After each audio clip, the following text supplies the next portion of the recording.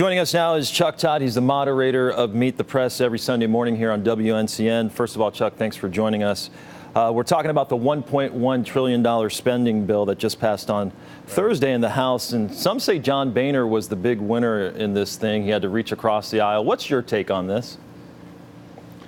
Oh, I mean, I guess it was sort of a case of strange bedfellows. You had Obama and Boehner on one side, and then you had Ted Cruz and Elizabeth Warren on the other side. So classic case of politics making strange bedfellows. But look, I'll say this. I think what we learned from this is that the divide that does exist inside the Democratic Party is now out in the open again. It had been papered over the last 5 or 6 years in an attempt for the party to rally around its own president. But now, with after the midterm elections, I think you see a bunch of progressive Democrats in particular who don't mind bucking their own president.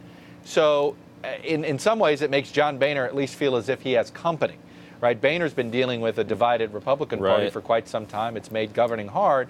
Well, now look, the Democrats have the same problem. Does this further weaken the Democratic position? Because that's exactly what I was thinking is, wow, you're really setting up Republicans to get some momentum as they head into 2015. Well, it could. I mean, especially if President Obama ends up cutting deals with Senate Republicans and House Republicans to sign some legislation, I think you're going to see more public spats with progressive Democrats in the White House. And this is only going to help Republicans sort of paper over some of their internal splits. But we'll see. I mean, we could have a new normal here where you have literally the two governing wings of both parties coming together on some issues, while the two populist wings, Tea Party and Progressive, end up banding together to come together to sort of try to stop these big deals. I mean, I think the thing that bugs both base conservatives and base liberals about this deal that was struck is the provisions that were inserted in without debate.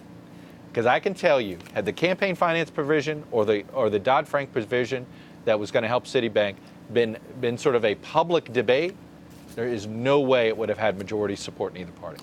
You know, and I've been reading some of the publications, and it says, you know, this is why Americans can't stand Congress, because you just mentioned the Dodd-Frank thing in terms of, you know, so here we go, we loosen regulations with banking, then we allow these folks to give more money. What's your take on that issue?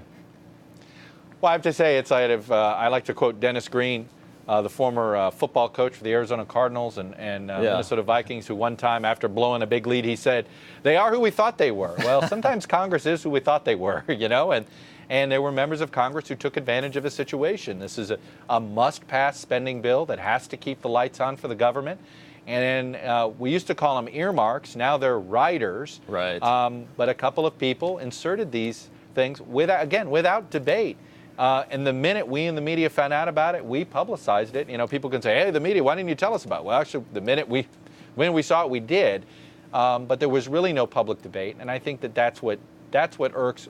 You know, we live in a different age in American politics. Sure, this is the way they've been conducting their business for decades. I think there's now an expectation of transparency more than ever before, and this was not transparent.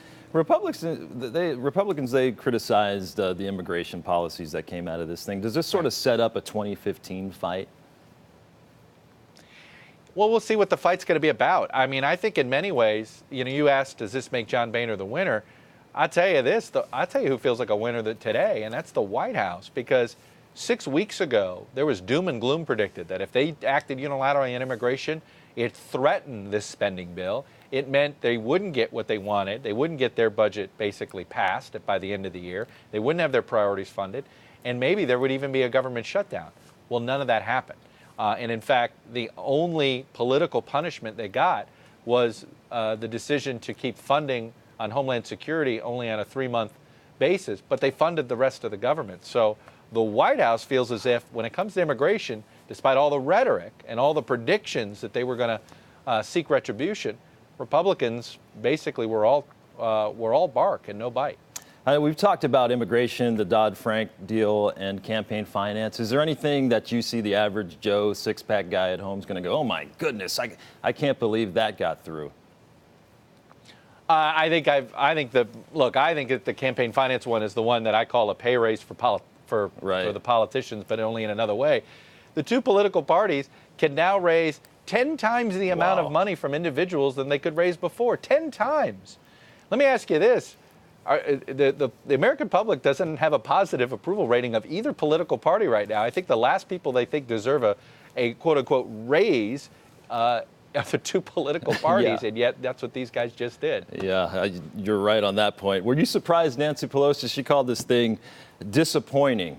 I mean, certainly she was Yeah. upset about some things, but were you surprised she went against the president? Well, she's done it before when she's cut out of the loop. And the White House cut her out of the loop. Harry Reid cut her out of the loop. Perhaps House Republicans wanted her out of the loop. Whatever it is, when she's out of the loop, every once in a while she likes to make that known that she doesn't like it. And in this case, she was very upset, and that's where this came from. All right, Chuck, thanks so much. It was a pleasure talking to you. Thanks so much for joining Always. us. That's Chuck Todd every Sunday morning right here on WNCN on Meet the Press. Thank you.